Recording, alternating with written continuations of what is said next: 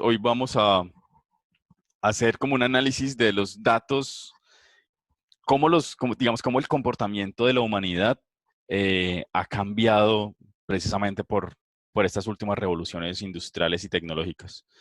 Cómo definitivamente hemos cambiado el panorama del planeta, no solo por la población, sino por el consumo y desecho de cosas. Entonces, digamos que voy a tratar, es difícil hacerlo porque yo no soy Diana Uribe, que es historiadora y narradora, pero digamos que trato de a partir de datos, de datos que recojo de una de las páginas web más interesantes que hay sobre datos en el mundo, que es All World in Data, es como una página que recoge información de muchas bases de datos y muestra las gráficas de una manera didáctica. Entonces, a partir de esta página, yo extraigo algunos datos y trato de combinarlos y compactarlos para que ustedes tengan una visión panorámica de hacia dónde vamos, de cómo venimos, de cómo veníamos, cómo en los últimos siglos todo cambió y bueno, y tener como una perspectiva de hacia dónde vamos. ¿Listo? ¿Todos me escuchan? Alcen la manito, si sea un guioncito, un guiñito Sí, señor. Sí, señor. como para que ver Sí, que no han dormido. profe. Listo. A mí, mi hija me dice que algunos profesores se emberracan que porque los estudiantes se quedan callados, ¿es cierto? ¿Se les ha Con tocado? nosotros no. No, no les ha tocado ningún No, profesor nosotros que, no. no les ha tocado ningún profesor No. que se Se empute. ríen cuando preguntan algo y No, nadie responde. No, pues a mí me parece muy gracioso que uno se emberraque porque no le responden. No, por el silencio de estas redes, no, es normal. Bueno, voy a compartir ya pantalla. Pim, pim, pim, pim, ¿dónde está esto? Acá. Muy bien, ¿están viendo? Dice efectos de las revoluciones industriales. sí señora, ahí se ve. Muy bien. Eh, hay como 5 temas. Uno es población, inevitable. Digamos que uno de los efectos más fuertes, más importantes y que hacen que quizás estemos como estemos es la sobrepoblación. Luego hablar sobre la expectativa de vida. Es algo que nosotros no lo tenemos tan claro, pero definitivamente ha cambiado la expectativa de vida en los últimos años. El consumo energético también es algo que eso no lo tenemos como tan presente porque vivimos nuestra franja temporal, nuestra franja temporal como humanos es tan cortica que es difícil poder tener una dimensión de lo que está sucediendo y hacia dónde vamos. Somos tan temporales y también uno es tan presente que, que es difícil, es fácil más bien perder esa perspectiva. Luego algo de economía y algo de tecnología. Tengo como 1000 diapositivas, así que si no alcanzamos, tranquilos, no hay lío. Yo les mando, ahí la presentación me parece que ya está en Teams, entonces sí, como para ver toda la presentación, pues ustedes tienen ahí como el tiempito. Bueno, arranquemos por población. Eh, bueno, en la charla anterior habíamos dicho que, por ejemplo, en Colombia, a principios del siglo XIX, 1800 y pico, no había ni siquiera 1 millón de habitantes. Hoy somos casi 50 millones de habitantes, ¿cierto? Eh, digamos que eso obviamente motivado por una cantidad de cosas, entre ellas mejor salud, mejor alimentación, eh,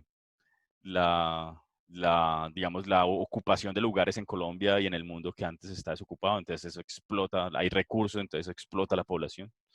Algunos dirán que falta de televisión antes, pero bueno, esta es la explosión de población de los últimos años. Eso está en los últimos 12.000 años, imagínense. Entonces, hasta 1800 no éramos ni siquiera 1 billón de habitantes. No éramos, y obviamente, y digamos que China e India siempre han sido brutalmente pobladas. Entonces, digamos que esa cantidad de personas, casi el 1.000 millones de habitantes, estaban en China e India y el resto esparcidos por todo el mundo. Entonces, solamente en los últimos 2 siglos hemos pasado de menos de 1 billón de habitantes a casi 8 billones de habitantes.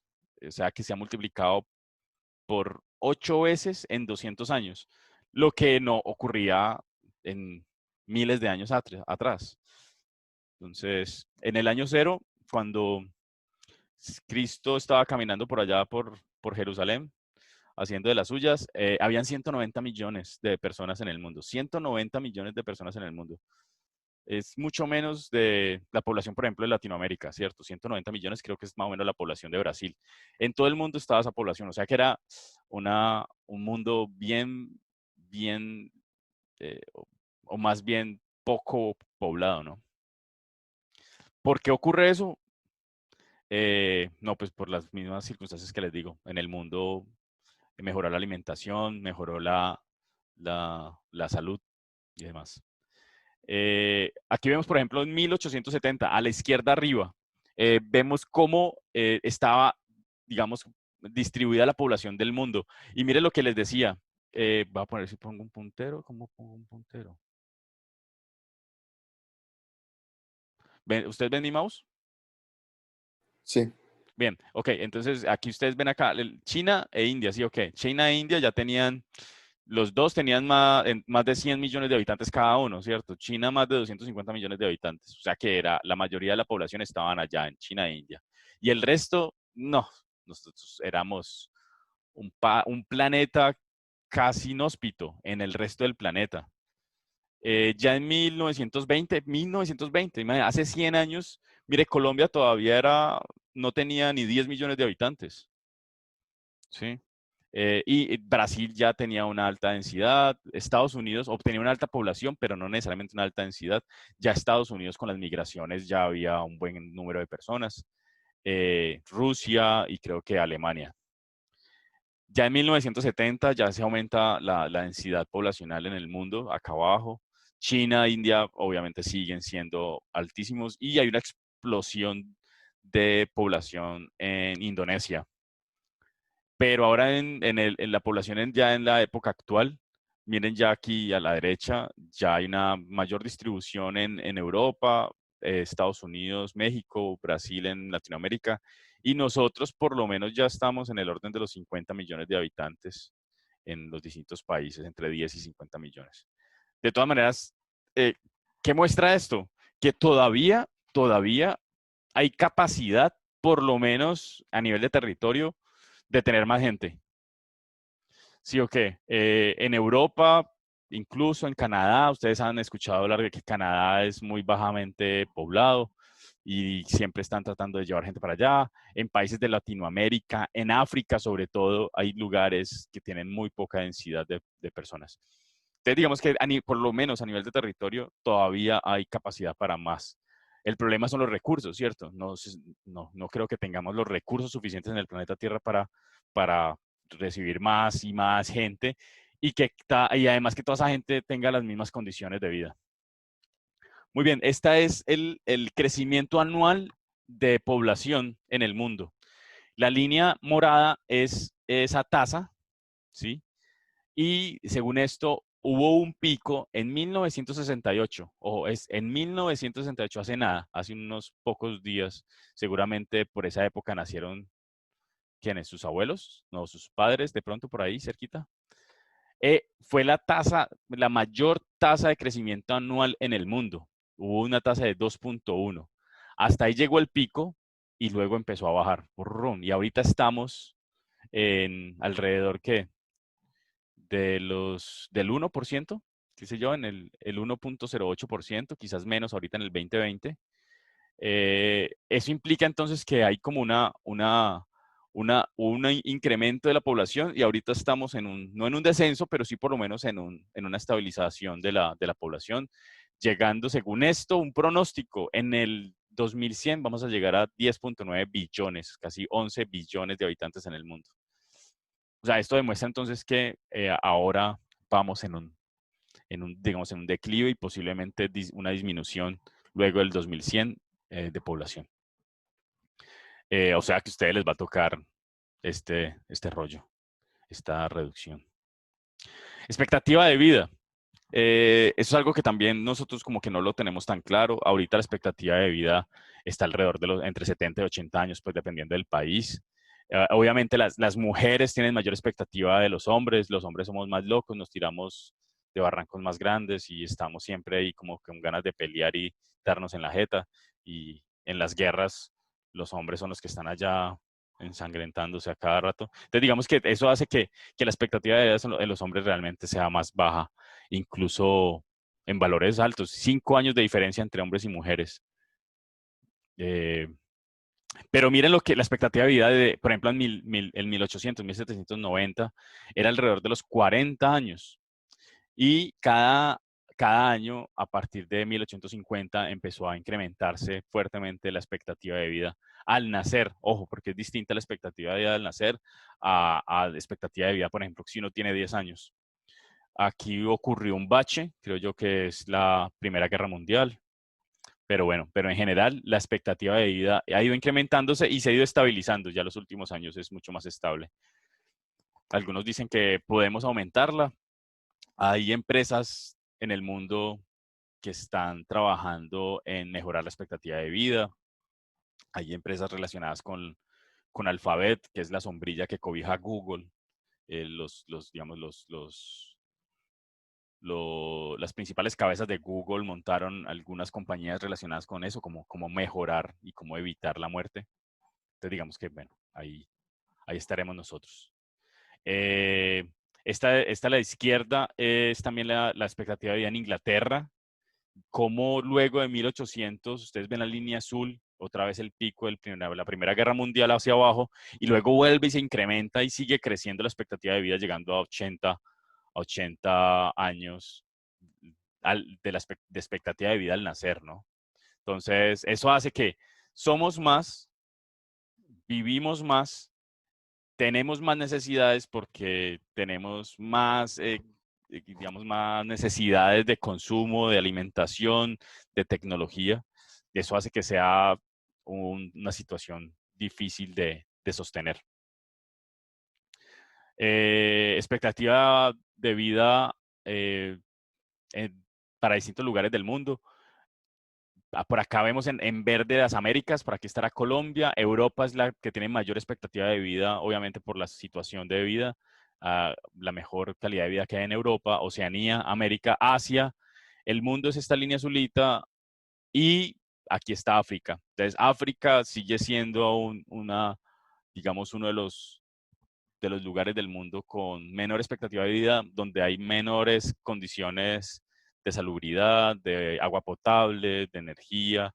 Entonces, digamos que África puede estar rezagada respecto al resto del mundo, unos 20, 30, 40 años, dependiendo del lugar donde se observe. Entonces, digamos que digamos una campaña fuerte debe ser mejorar la expectativa de vida y la calidad de vida de África. Sin embargo, algunos dicen, si mejoramos la calidad de vida de África, África es un país que está haciendo, un continente que está aumentando su densidad poblacional. Si aumentamos la calidad de vida, si se aumenta la calidad de vida, pues entonces va a consumir una gran cantidad de recursos del mundo. Entonces también hay como una preocupación ante esa situación. Esta es la expectativa de vida en 1800. Si ustedes ven, en 1800, según esto, el promedio anual, el promedio global era de 29 años. O sea que todo está en rojo es porque la expectativa de vida en todo el mundo era muy baja. 1800. Eso fue después de Newton, después de Da Vinci, después de todos esos locos. Por aquí estaba quizás Faraday, ¿cierto? Por aquí estaban estos locos, pero en general la mayor cantidad de la población que uno más o menos conoce de la historia ya pasó por ahí, ¿cierto? Por aquí estaba Simón Bolívar tratando de liberar a las Américas. En 1800, promedio de vida, 29 años. Este es 1950. 1950. El anterior era 1800, o sea, 150 años después, la expectativa de vida promedio del mundo era 46 años. Colombia, no sé si alcanzan a ver, está en 48. Bolivia 40, Brasil 50. Estados Unidos estaba mejor, pero no tanto mejor, 68 años. Europa estaba relativamente mejor, por los países nórdicos, 72, 71 años.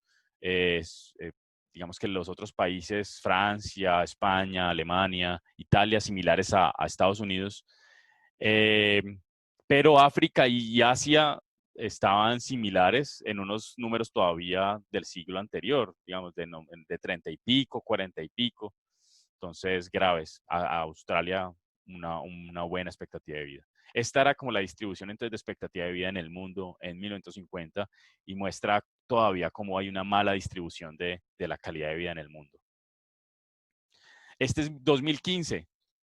2015 ya la expectativa de vida en el mundo mejora claramente.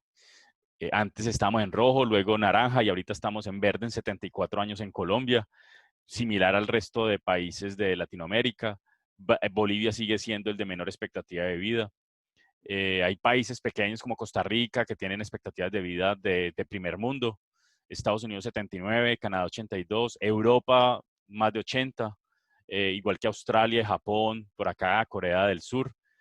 Pero África sigue siendo rezagada, como les decía. Si ustedes ven estos números, son similares a los de 1950 en los países europeos. Entonces, los países europeos están alrededor de los 60, 70 años y esas son las expectativas de vida en África. Entonces, África sigue siendo rezagada, incluso en expectativa de vida respecto al mundo, en unos 50 años, qué sé yo.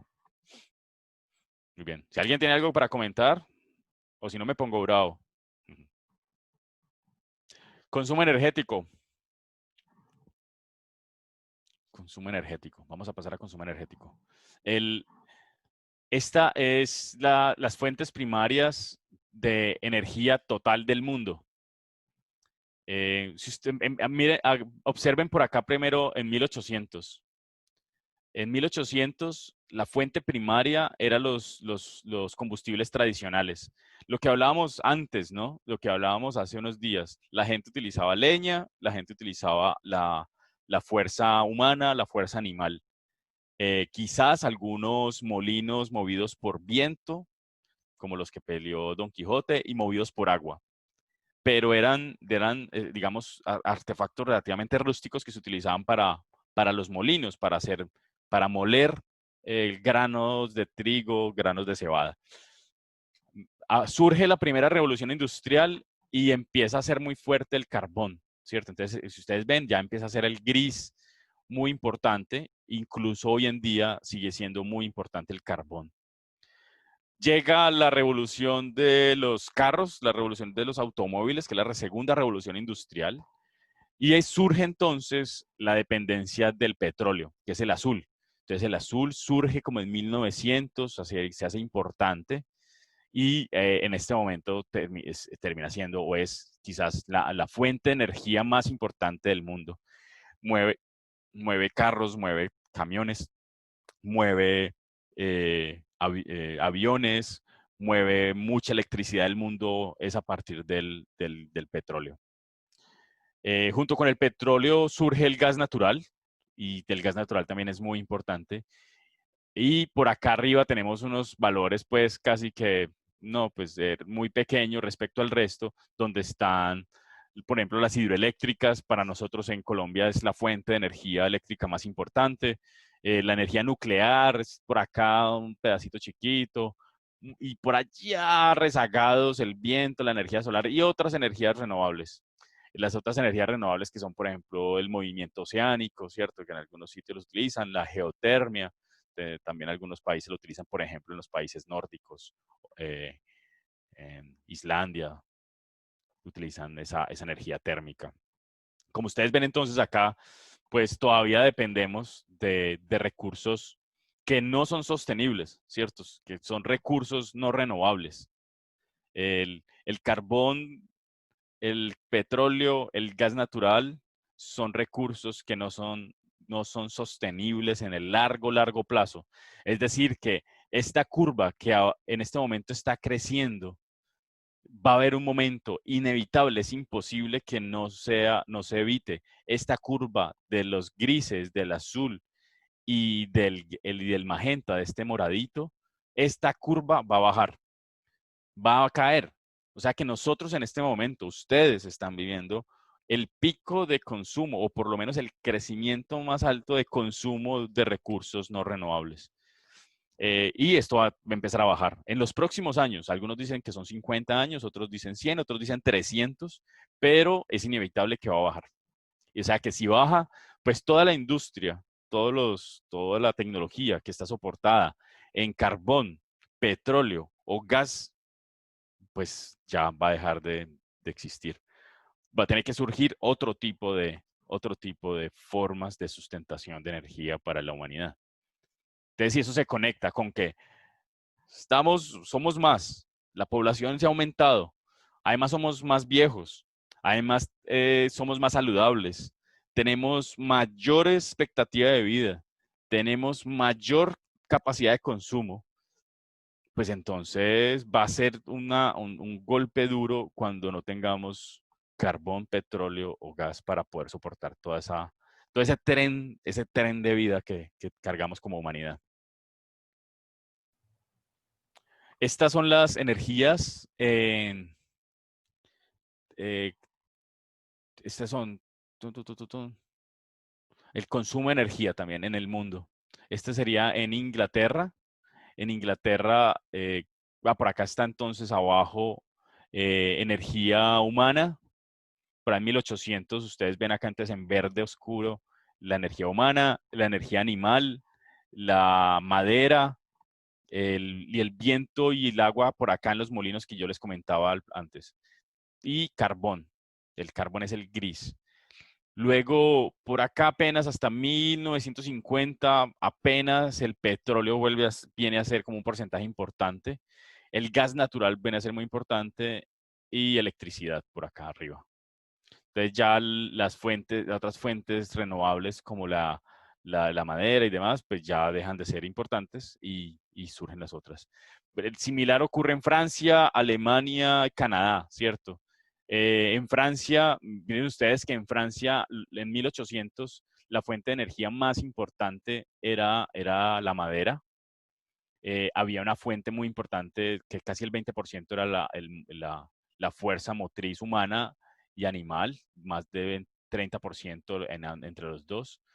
Surge la primera revolución industrial y surge el consumo de carbón, perdón.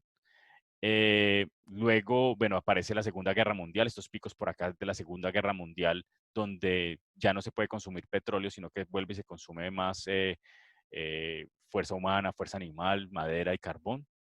Pero de todas maneras vuelve, para esta época, vuelve a ser muy importante el petróleo, el gas natural y la electricidad. Algo similar ocurre en Alemania. En Alemania fue muy importante el carbón durante un periodo importante de tiempo. Ahora petróleo, gas natural. Canadá, de nuevo, es similar. En 1960 por ahí es una transición importante del carbón al petróleo. Estas son, ¿de dónde surge la electricidad que ustedes tienen en casa? En Colombia, empecemos por Colombia aquí a la derecha abajo. Si ustedes ven, el azul representa las hidroeléctricas. Entonces, en Colombia tenemos una fuente muy importante, y quizás eso va a ser muy importante para el futuro de Colombia. La fuente de energía en Colombia es la hidroeléctrica.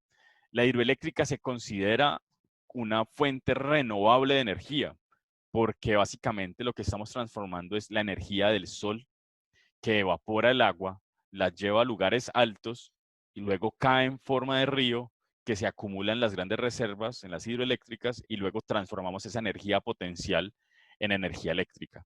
Entonces, en Colombia tenemos una fuente renovable, una importante fuente renovable de energía eléctrica, a diferencia, por ejemplo, de Estados Unidos, que depende fuertemente del carbón, del gas natural y de la energía nuclear. ¿Listo? Entonces, digamos que casi el 70% de la energía en Estados Unidos proviene de energía de fuentes no renovables. Eso es tenaz en el largo plazo.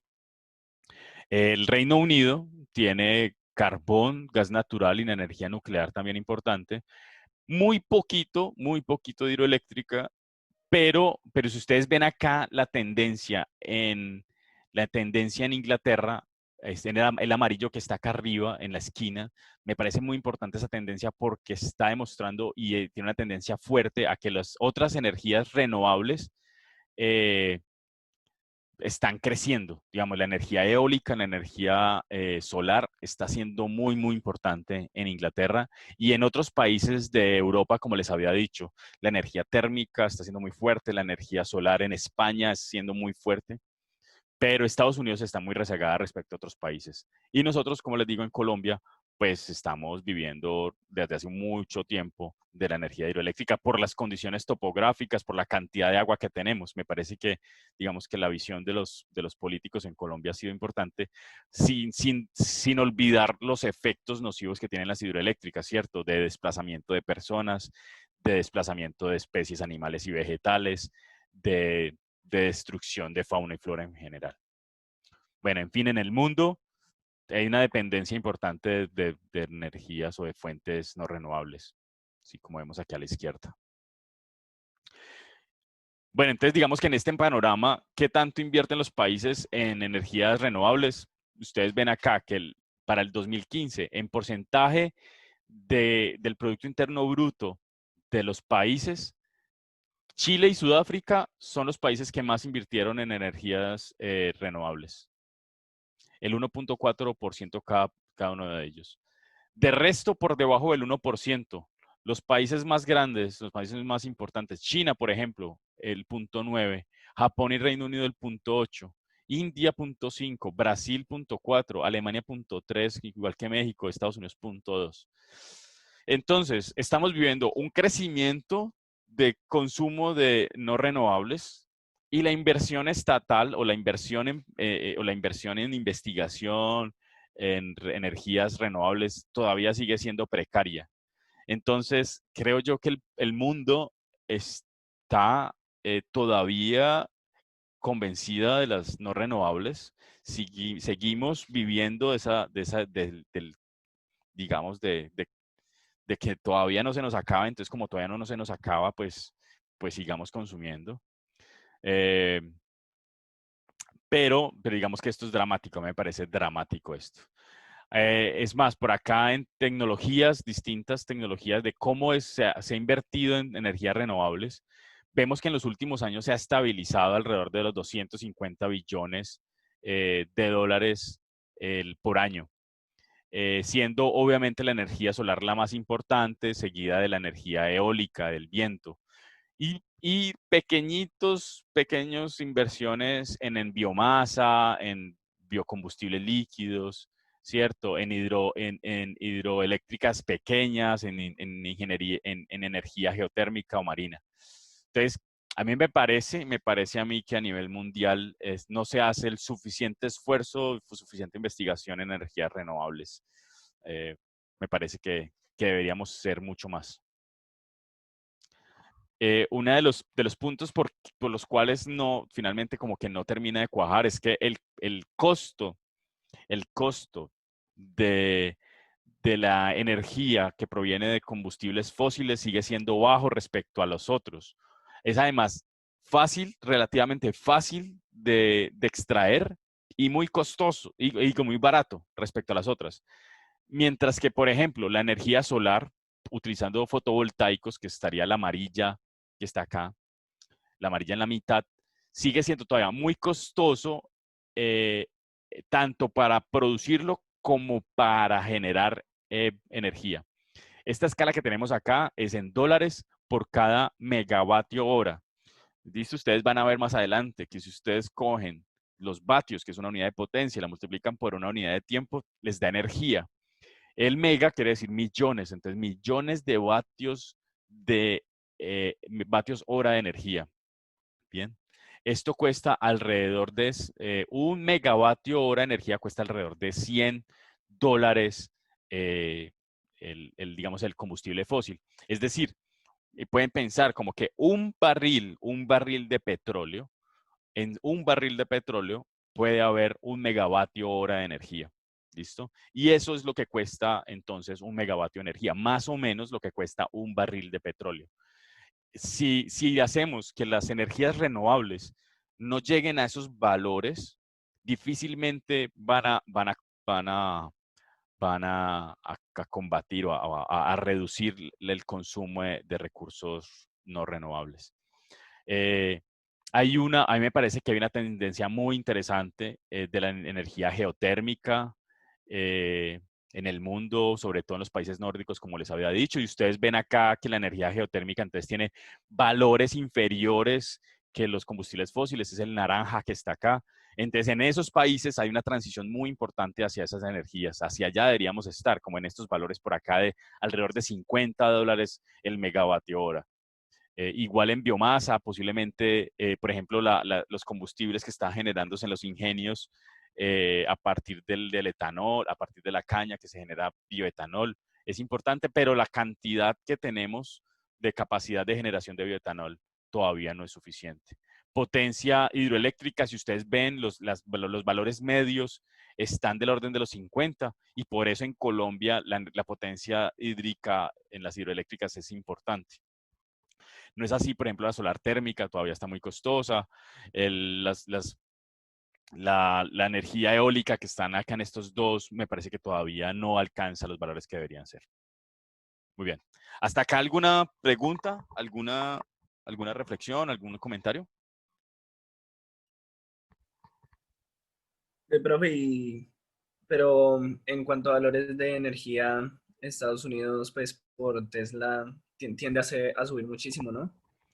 Sí, pero digamos que Tesla todavía sigue siendo una fracción mínima respecto al consumo energético de Estados Unidos. Digamos que porque aquí es consumo total, o sea, aquí es consumo no solamente el consumo de las personas, sino el consumo de las industrias, el consumo de las redes de intercomunicación. Es el consumo global en Estados Unidos. Sigue siendo muy dependiente del petróleo y del gas, sobre todo para generar energía eléctrica y algunas centrales nucleares. Entonces todavía Tesla digamos, con fotovoltaicos y con las baterías que ellos tienen, todavía sigue siendo, digamos, una fracción mínima residencial de automóviles que todavía no le hace mella. Sí. Imagínense, y con esa fracción pequeñita y termina siendo uno de los hombres más ricos del mundo, ¿cierto? Y con todo el poder. Sino que Tesla es muy mediático, Elon Musk es muy mediático, pero realmente en términos de fracción de consumo energético en Estados Unidos sigue siendo todavía muy bajito. Sí, pues yo sé que él estaba trabajando pues en lo del edificio, que era para sostener todo Nueva York, creo, y alrededores. Ah, sí, no he visto. ¿Cómo llama el edificio? No sé, es un edificio gigante, pero Sí, es como, pues es como un, no todo sé, con es como paneles una solares. batería inmensa, algo así. Ve ahí, mandanos el dato. Chévere leerlo. Bien, otra fuente de energía interesante, por lo menos para las ciudades que están cerca de la costa, es la energía oceánica, ¿no? El mismo movimiento de las olas, pues, se puede utilizar y tiene una capacidad, una potencia brutal de energía.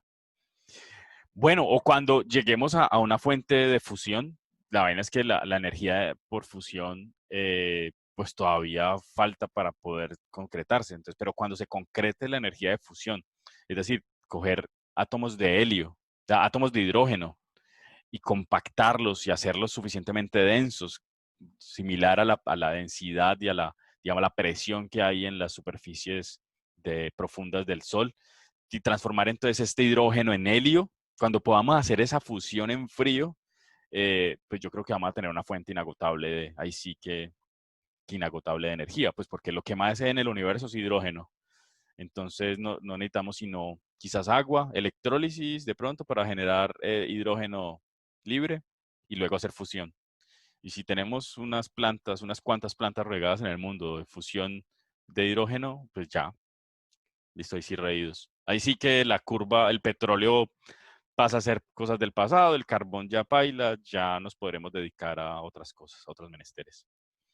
Posiblemente sea fuente de poder político quien tenga esa energía inagotable de fusión.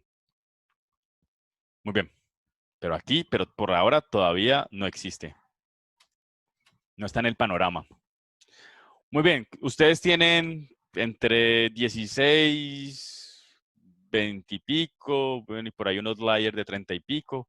Pero ustedes pueden verse, ustedes ya están en la edad de trabajo, digamos, entre los 15 y 64 años. En el mundo, esa franja está aumentando, así como la franja de jóvenes, obviamente, así como la franja de adultos de mayores de 65, pero no es un efecto que se esté viendo en todas partes del mundo. Si ustedes ven Japón, el de la mitad, de acá de la derecha, Japón está disminuyendo su franja de personas con edad laboral. Debido a que, primero, la población de Japón ya está estable, no ha crecido en los últimos años. La franja, obviamente, de personas adultas mayores de 65 ya jubiladas está aumentando.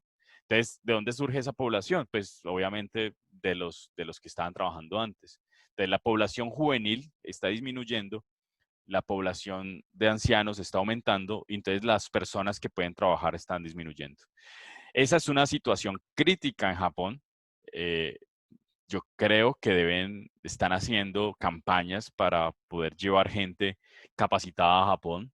Así que si a ustedes les gusta Japón, es posible que a ustedes les corresponda, les toque algunas campañas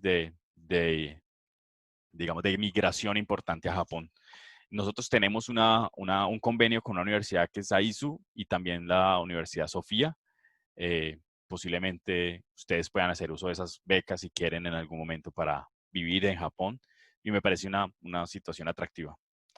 Estados Unidos se mantiene muy estable, su crecimiento es estable tanto en población anciana como en población trabajadora, aunque se está estabilizando, y población juvenil. En Colombia, a, a pesar de lo que podría uno creer, la población juvenil en Colombia ha ido decreciendo lentamente. Ustedes ven acá la población azul ha ido decreciendo. Eh,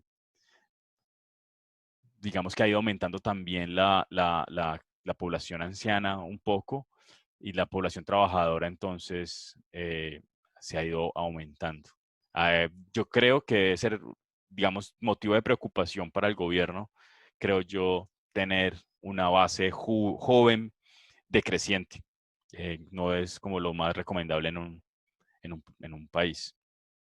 Pero bueno, veremos qué pasa en los próximos años. Ustedes ya pasaron a la franja roja de trabajo laboral.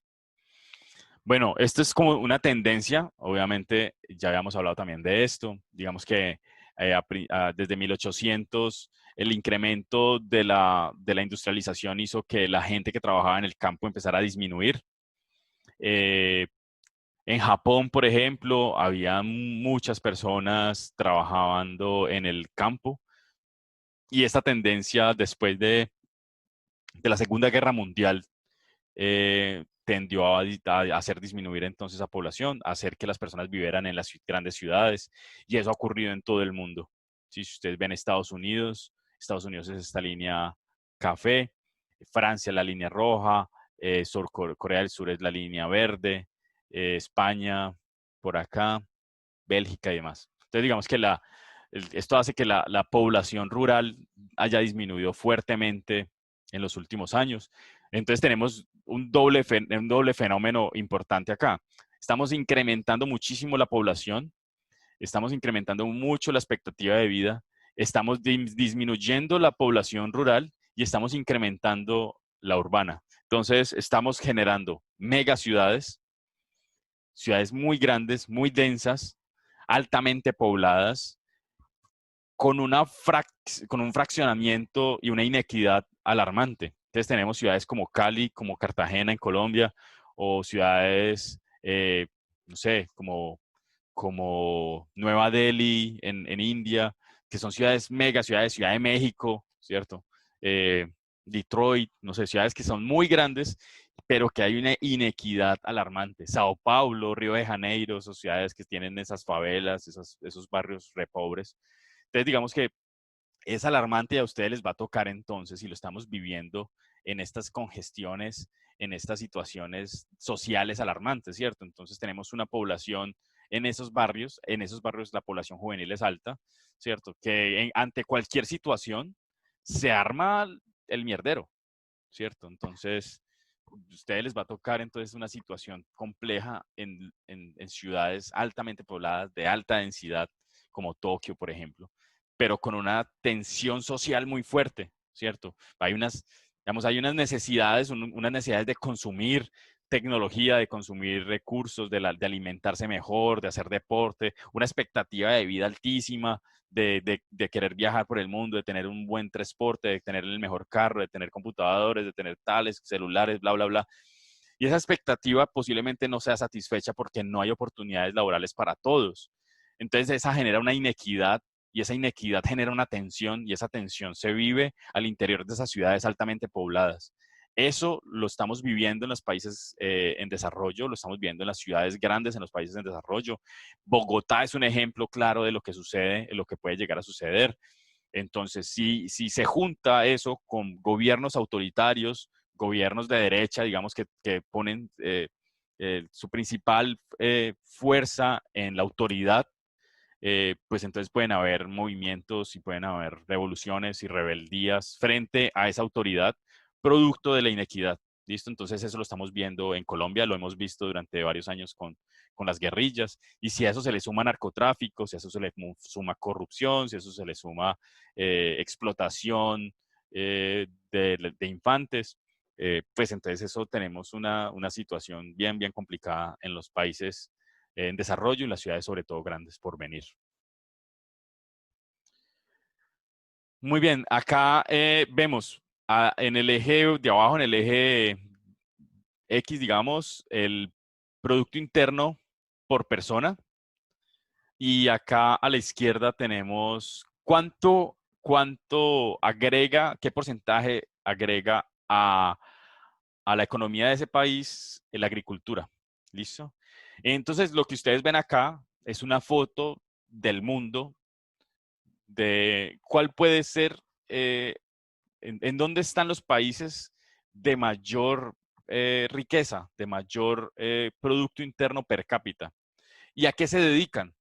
Entonces, si ustedes ven, a la izquierda, pues tenemos los países más pobres del mundo o los países que tienen menor eh, eh, dinero per cápita.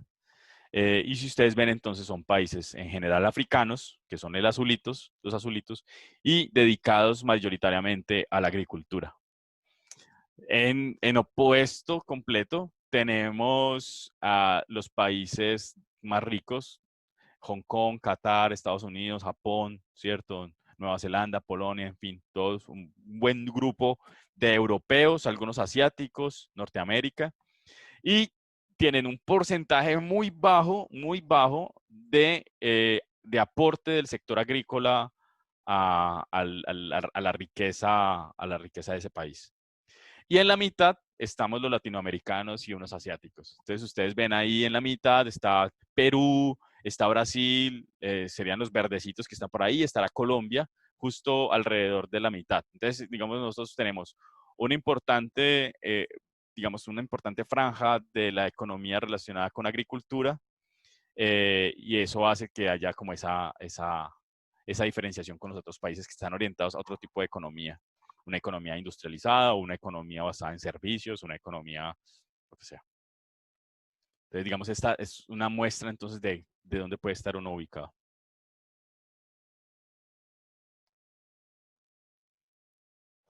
Agricultura.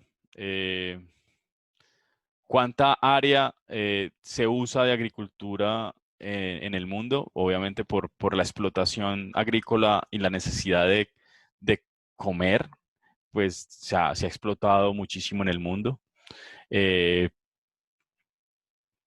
Por acá vemos arriba a la izquierda el uso de áreas para cultivo y abajo áreas para pastos para alimento de animales. Entonces, si ustedes ven, casi que es el doble de pastos que de cultivo, 1.4 billones, 1.5 billones en el mundo. Mientras que para pastos, para los animales puede ser más de 3 billones de hectáreas. Esto es una foto tenaz de lo que ocurre en el mundo. Miren, si ustedes ven, el mundo el 29% de la Tierra, de la superficie de la Tierra, es para tierra, 71% del océano. De ese 29%, el 71% es habitable. Hay un 10% en glaciares, un 19% en otras tierras que no son ocupables porque son barreras, porque son rocas y demás. De ese 71%, que son 104 millones de kilómetros cuadrados, solamente el 50% es cultivable. El resto son bosques, son tundra, son urbanas, o es porque son lagos o ríos. De ese 50%, esos 51 millones de kilómetros cuadrados, el 23% se ocupa en cultivos y el 77% se ocupa en animales. O sea, 40 millones de kilómetros cuadrados del mundo se utilizan son ocupadas por animales y el 23%, 11 millones de kilómetros cuadrados, 11 millones de kilómetros cuadrados de cultivos.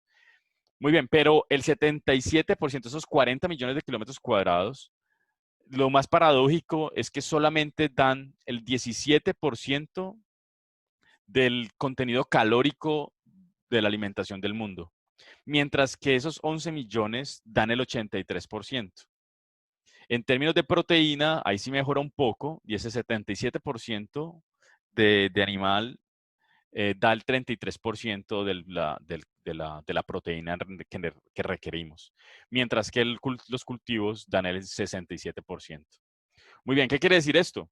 Pues que solamente con el 23% que tenemos en cultivos, pues casi que estamos cubriendo una gran parte, un buen porcentaje de la alimentación del mundo.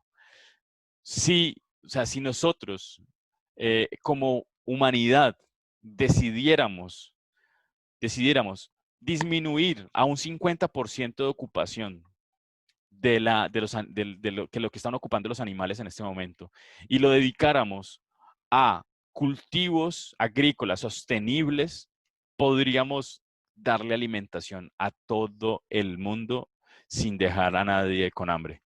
Eso es casi un hecho porque con lo poco, digamos, con el porcentaje que tenemos de cultivo, ya estamos supliendo un buen porcentaje. Si ocupamos mucho más espacio en cultivos y unos cultivos agrícolas sostenibles, unos cultivos agrícolas bien diseñados, bien montados, pues podremos cubrir las necesidades de alimentación del mundo. Pero de todas maneras hay unos intereses muy, muy fuertes alrededor de la industria animal, del consumo de carne, del consumo de cerdo, del consumo de res, demás. Ustedes ya lo conocen.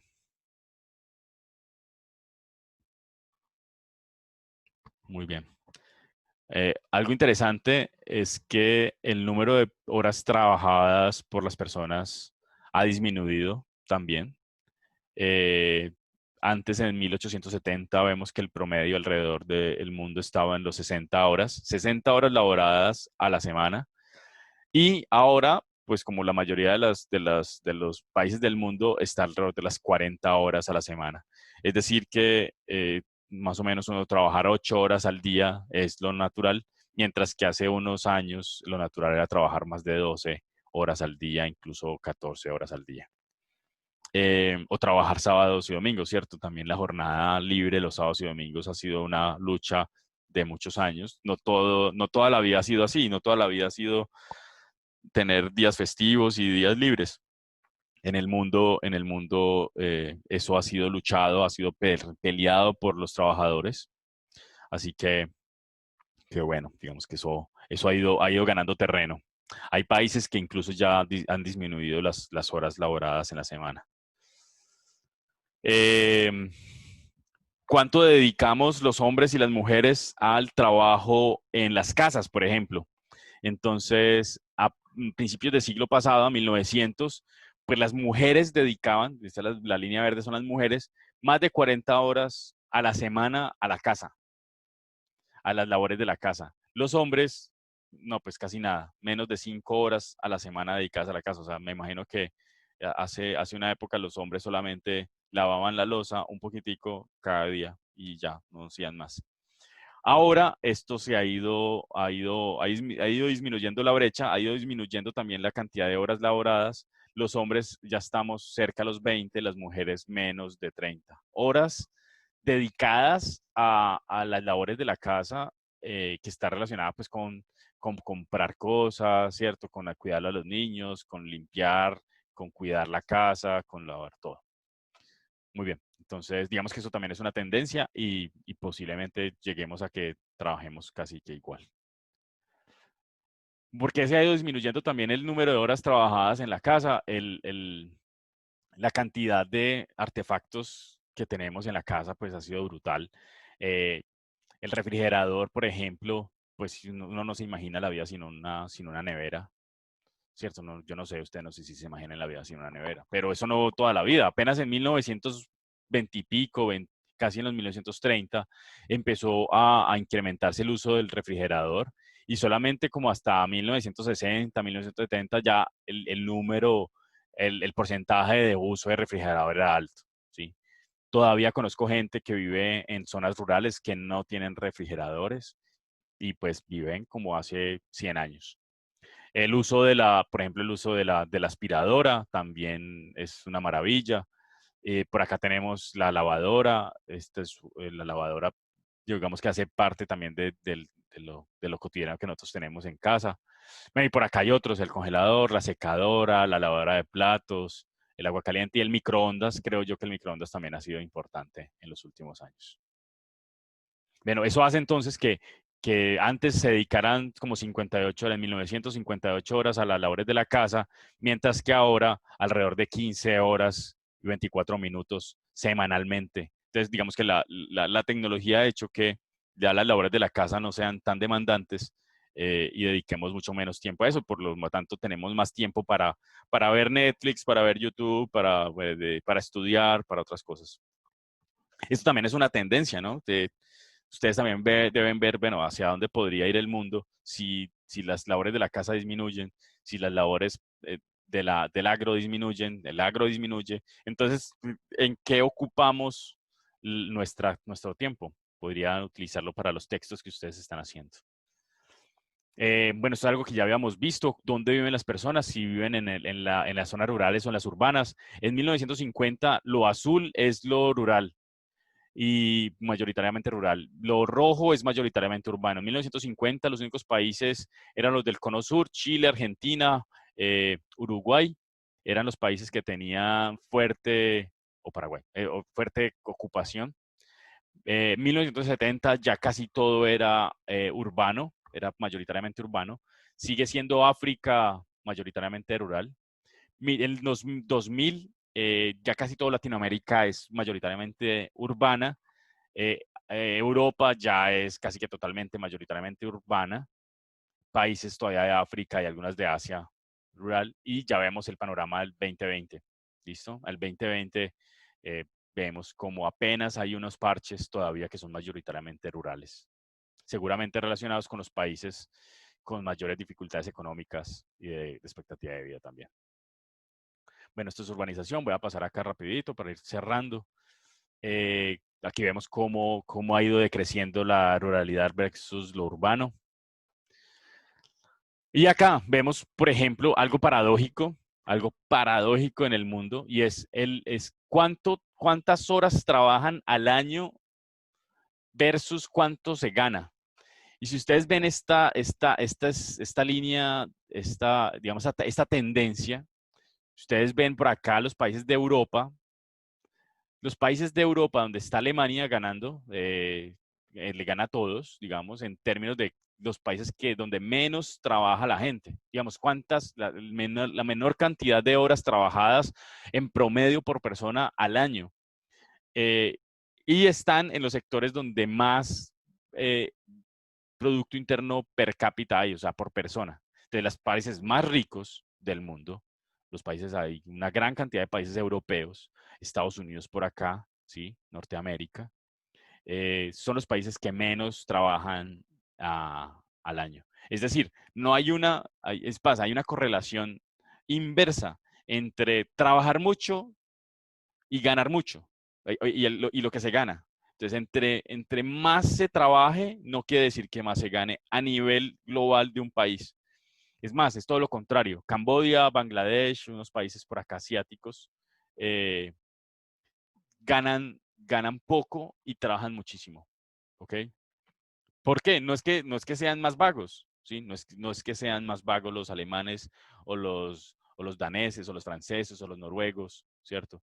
No, dedican su tiempo de manera efectiva a labores quizás que están muy relacionados con la capacidad de crear cosas, ¿cierto? Entonces, la industria de la tecnología, la industria de los automóviles, la industria biomédica, se desarrolla en esos países, se desarrolla en Alemania, se desarrolla en Dinamarca.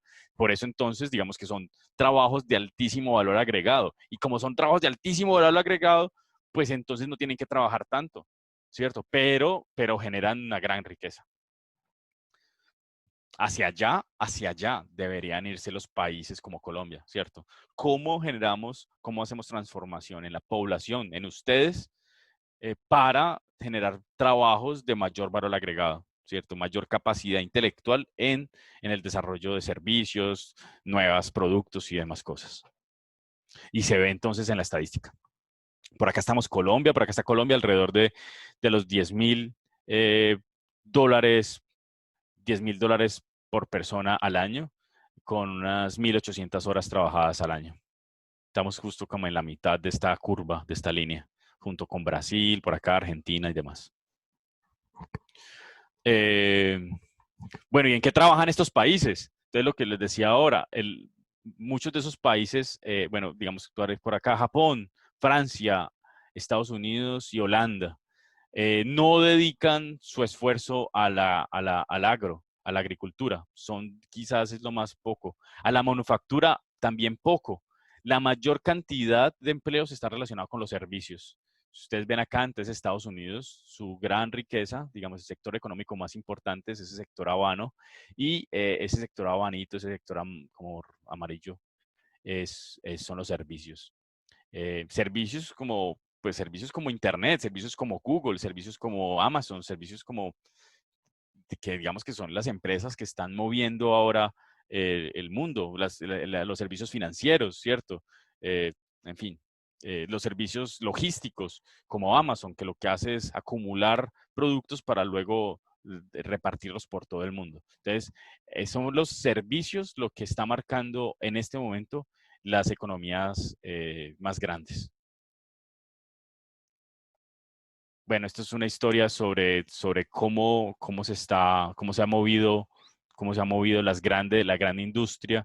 Voy a hacerlo rápidamente. A principios del siglo XX, la industria estaba marcada por el acero, o sea, las industrias más grandes eran acero, petróleo, gas, minería y alimentación. En el 1967, 50 años después, la industria más importante era el petróleo, algo de tecnología, telecomunicaciones e incluso la industria fílmica y algo de autos. Para 2017, las industrias más importantes son de tecnología, servicios financieros, servicios médicos, conglomerados, telecomunicaciones, y ya el petróleo y el gas pasa a ser por allá 1, 2, 3, 4, 5, el sexto lugar, alimentación y demás. La industria de los automóviles ya no está incluso por acá enmarcada en estos últimos. Y si ustedes ven, las empresas son así. Por acá en primer lugar estaba la industria del acero en Estados Unidos, era la industria más importante en 1917. Y si ustedes ven aquí en 1967, ¿dónde está la del acero? 35. No, ni se ve. Está en número 35 acá en 1917. El AT&T, que es una industria importante, era industria importante de las telecomunicaciones, seguía siendo segundo en el 1967 y sigue siendo importante en 2017. Si ustedes lo ven acá, en 2017 AT&T todavía está presente.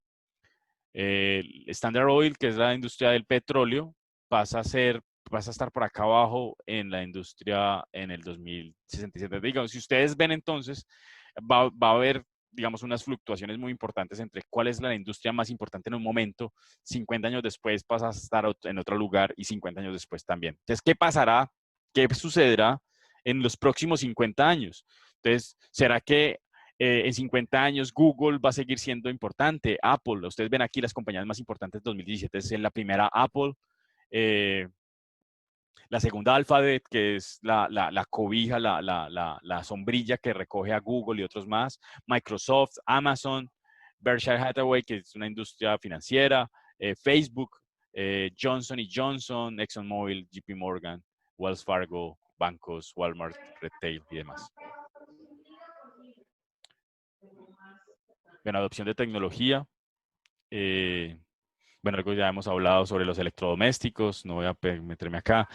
El uso de celular, por acá vemos upale, 1997, pues casi nadie tenía celular, algunos pocos en Estados Unidos y en Europa. 2002, algunos países europeos ya tenían un buen número de suscriptores. En Latinoamérica incipiente, África incipiente y Asia incipiente. 2007, ya ustedes ya habían nacido, sí, pues por acá nacieron ustedes con el auge del celular y ya ustedes nacieron con un celular debajo del brazo, sí, que en 2007 ya hay más países con celulares y ya en el 2017 ya la cantidad de celulares que hay en el mundo hace que todo se vea así súper, súper denso de celulares. Ya tenemos más celulares que personas en el mundo. No, voy a pasar acá. A ustedes no les tocó las líneas fijas. Antes, bueno, la mayoría de las casas lo que tenían eran líneas fijas, líneas que llegaban a la casa y a partir de ahí pues hablaban por teléfono. Eso ya es una tecnología obsoleta. Ya todos los países del mundo tienen una tendencia a reducir el número de líneas fijas. Si ustedes ven acá, por ejemplo, en Estados Unidos, la curva está azul, es esas líneas fijas. En el mundo, esas líneas fijas tienden a desaparecer. Esto es lo mismo con Internet. En 1997 casi nadie estaba conectado a Internet. 2002, algunos países europeos, algunos países como Norteamérica. En 2007 ya había un incremento de uso de... ¿Quién está con el perro por ahí? Los perros, sí. Va a silenciarte, Dana. Ay, qué pena. Y ya en el 2017, pues el uso de Internet es masivo. Entonces, vemos cómo Estados Unidos, Europa, Asia, Latinoamérica está muy conectada a Internet. Y vemos en África todavía rezagada. Entonces, de nuevo, repitiendo con lo mismo que vimos antes en África, en términos de tecnología, Internet, conexión, lo que vemos también en uso de celulares, África sigue estando rezagada unos tantos años. En tecnología, ya para terminar, esto sí es lo último, progreso tecnológico, algo importante ha sido el progreso de la industria de los transistores, de los circuitos integrados. Esto es lo que se llama es una tendencia de la ley de Moore. Moore decía que digamos que cada 2 años, más o menos, se iba a duplicar alrededor el número de circuitos o el número de transistores que vamos a tener en los circuitos integrados. Entonces, cada vez tenemos transistores más pequeñitos que hacen que los procesadores sean más pequeños, más poderosos y de menor consumo. Entonces, digamos, esta tendencia del uso o digamos, de la potencia de procesamiento, de la potencia en memoria, cada vez se está viendo más. Por acá también vemos la capacidad de cómputos por segundo por computador. Entonces también a medida que va pasando el tiempo, digamos que los computadores están haciendo cada vez más poderosos, cada vez más capacidad de cómputo, cada vez más rápidos. Esta es la capacidad en supercomputadores, en términos de flops. Los flops son operaciones de punto flotante por segundo. Dicen, es decir, digamos, cuánto se demora un computador en hacer una operación, por ejemplo, una multiplicación o una suma de dos puntos flotantes, de dos números que son en una notación que se llama punto flotante. Si no saben qué es punto flotante, los invito a revisar. Entonces, ese tiempo, digamos, que demora en hacer esa operación de punto flotante, o más bien, si, digamos que la velocidad con que se pueden hacer esas operaciones de punto flotante determina los flops. Y lo que se ve es que en el mundo también se ha ido incrementando la super capacidad, la capacidad en trillones, en miles de trillones de operaciones de punto flotante por segundo en el mundo. Ya estamos en alrededor de los 100 mil trillones de operaciones por segundo. O sea que ya tenemos esto es de los top 500 de supercomputadores. O sea que eso ya lo que tenemos es capacidad de cómputo y por eso digamos, la nube, internet, que está soportada en este tipo de computadores, pues hace que cada vez haya más capacidad, claro que más demanda también. Está también la velocidad, digamos que el microprocesador, la velocidad con la que trabajan los procesadores también se ha ido incrementando año tras año. Ya estamos acercándonos a los billones de hertz. Ya además por lo que somos dispositivos más pequeños, con mayor capacidad de procesamiento, más veloces, además son eficientes energéticamente. Entonces también el número de vatios por MIPS, que son millones de instrucciones por segundo, ha ido disminuyendo año tras año. Entonces, además de eso, tenemos dispositivos más eficientes energéticamente hablando. En memoria también, si ustedes comparan esto que tenemos acá a la izquierda arriba, es un disco de IBM que guarda 5 megas de información. ¿Sí? Entonces acá tenemos un disco de 5 megas y aquí a la derecha tenemos una micro SD de 128 gigas que se puede guardar en el bolsillo. Antes necesitamos un avión, pero antes es 1956, o sea, hace 50 años y piquito, 60 años. Necesitamos un avión para transportar 5 megas. Ahora podemos cargar 128 gigas en el bolsillo. Entonces vemos también el incremento, el crecimiento brutal, exponencial de capacidad de memoria en los últimos años. Entonces, de nuevo, es como conectar. Es lo que espero de ustedes es que conecten esto. Es capacidad de procesamiento, velocidad de procesamiento, eficiencia de ese procesamiento en términos de consumo energético y capacidad de memoria. ¿Listo? Esa es como la tendencia de tecnología. Bueno, esto sí es una anécdota. ¿Cuántos dígitos de número pi hemos encontrado? Pues obviamente con mayor capacidad de procesamiento, pues podemos encontrar un mayor número de dígitos de pi.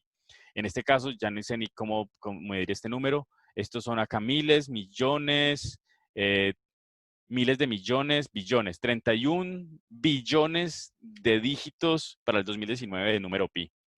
Y también anecdotario, pues un número en más grande primo conocido. Entonces también hay computadores que están haciendo cálculos y determinan o en busca el siguiente número primo.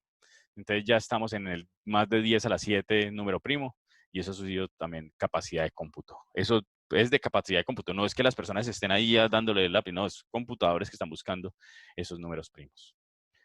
Y para los ingenieros biomédicos es importante que, digamos, que esta capacidad de cómputo, de memoria, de procesamiento, demás, pues ha hecho que haya un boom en el costo, o digamos, en la secuenciación de genoma humano.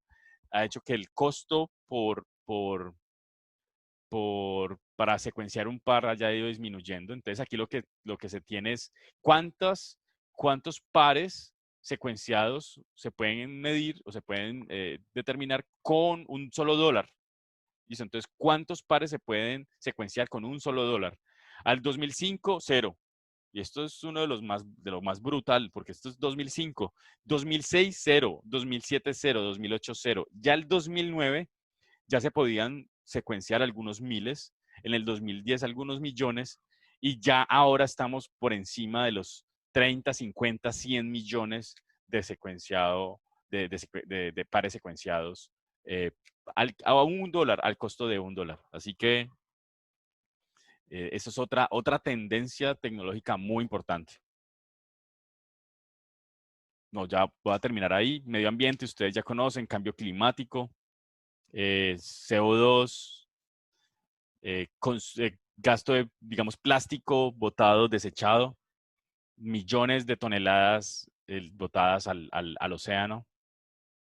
Y esas toneladas, nada las reciclamos. Si ustedes ven acá, aquí solamente este circulito que está acá verde es lo que reciclamos de plástico en el mundo. El resto, descartado o hay unos plásticos todavía en uso. Pero 4.600 millones de toneladas más estas 300 por acá son son descartadas.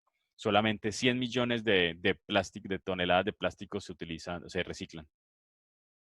Así que, bueno, les recomiendo que vean los objetivos globales para el desarrollo sostenible. Son 17 que creo que como ingenieros debemos tenerlos presentes.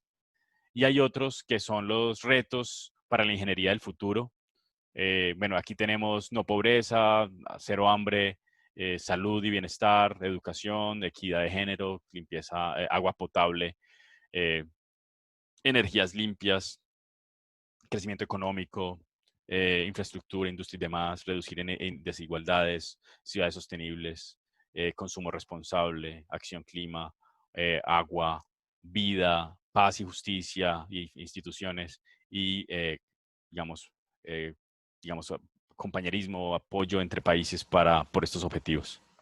Y como retos de la ingeniería, pues tenemos el reto de hacer la energía solar más económica, de trabajar en los ciclos de nitrógeno, perdón, de avanzar en informática, de prevenir la guerra nuclear, aprendizaje personalizado, fusión nuclear o fusión, como les había hablado antes, acceso a agua potable, mejores medicinas, ingeniería para medicinas, ciberseguridad, descubrimiento científico, carbono, métodos para secuestrar el carbono por el CO2 que tenemos en la atmósfera, infraestructura urbana, mejorarla y restaurarla, ingeniería inversa del cerebro, algo importante para los biomédicos también, y realidad virtual o realidad aumentada.